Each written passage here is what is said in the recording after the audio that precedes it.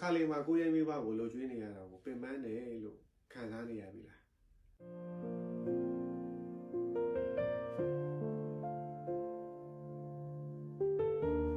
လာကထုတ်တဲ့နေ့တွေမှာကိုအတွက်ကိုတောင်မစင်စားသေးပဲနဲ့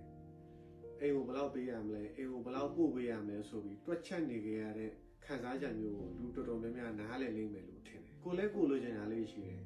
ကိုဝယ်ချင်တဲ့ပစ္စည်းလေးရှိတယ်ကိုသွားချင်တဲ့နေရာတွေရှိတယ်ကိုပျော်ချင်တဲ့ဘဝမျိုးရှိတယ်ဒါပေမဲ့တာဝန်ယူမှုဆိုတာလူကြီးဖြစ်လာတဲ့အချိန်မှာတော့ရှောင်လွဲလို့မရတဲ့အရာဖြစ်လာတယ်တချို့လူတွေကဘာလို့ငါပဲကုန်တာဝန်ယူရမှာလဲဆိုပြီးတွေးမိတတ်ကြတယ်အဲ့လိုတွေးမိတာကမှားတော့မဟုတ်ပင်ပန်းနေလို့ပဲဒါပေမဲ့တစ်ချက်တော့ပြန်စဉ်းစားကြည့်ပါကိုငယ်ငယ်တော့ကိုလမ်းမလျှောက်တတ်သေးတဲ့အရွယ်တုန်းကကိုကိုချီပြီးလမ်းလျှောက်ပေးခဲ့တာလေဒီမိပါပဲကိုပါပဲလူချင်းချင်းအကုန်လုံးဖြည့်ဆည်းပေးခဲ့တာလေဒီမိပါပဲညဘက်ကိုနေမကောင်းဖြစ်နေတော့မှမအိပ်ပဲစောင့်နေခဲ့တာလေဒီမိပါပဲသူတို့မှလည်းမပင်ပန်းတဲ့ဘဝဆိုတာမရှိဘူး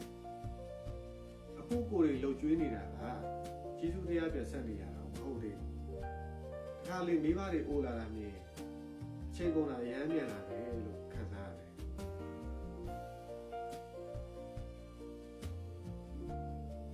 လူတိုင်းမှာကိုယ်ဘဝနဲ့ကိုယ်ပင်ပန်းမှုတွေရှိတယ်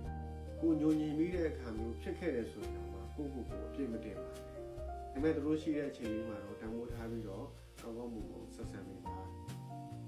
ဘာလို့လဲဆိုတော့ပတ်စံဆိုတာပြန်ရှာလို့ရတယ်မိဘဆိုတာပြန်ရှာလို့မရဘူး